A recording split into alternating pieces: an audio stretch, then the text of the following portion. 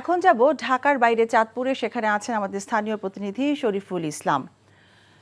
শরীফুল, এখনো কি চাঁদপুরে বৃষ্টি হচ্ছে, আর আসলে জনজীবনের প্রভাব কেমন পড়েছে সেই বিষয়ে আমাদেরকে জানাবেন।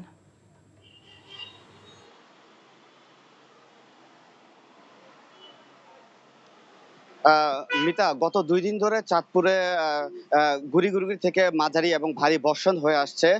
গত 24 ঘন্টায় চাঁদপুরে 49 মিলিমিটার বৃষ্টিপাত রেকর্ড করা হয়েছে। এই বৃষ্টিপাতের কারণে আসলে শহর থেকে শুরু করে যে গ্রাম অঞ্চল, সেখানে আসলে ব্যাপক প্রভাব পড়েছে। বৃষ্টির কারণে শহরে যারা খেটে খাওয়া মানুষ, তাদের মূলত হচ্ছে যে বেশি ক্ষতিগ্রস্ত হচ্ছেন।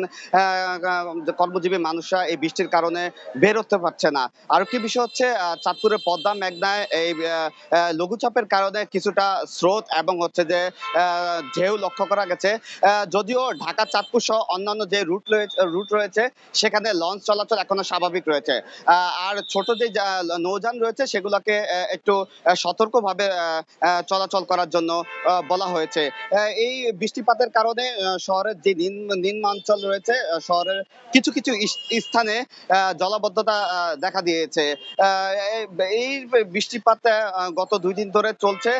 সকাল থেকে ঝিরঝির বৃষ্টি হচ্ছে, এখনো কিছু গুড়ি গুড়ি বৃষ্টি হচ্ছে।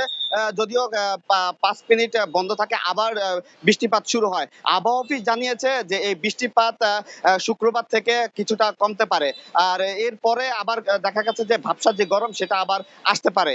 তো এই ছিল চাঁদপুর থেকে আমার কাছে আবহাওয়ার সর্বশেষ। চাঁদপুর থেকে জানছিলাম আবহাওয়ার সর্বশেষ খবর। I think I in love with you. ভালোবাসা কি এভাবেই হয়? ভালোবাসা এমন সব লজিকের ঊর্ধ্বে, জাস্ট ম্যাজিক।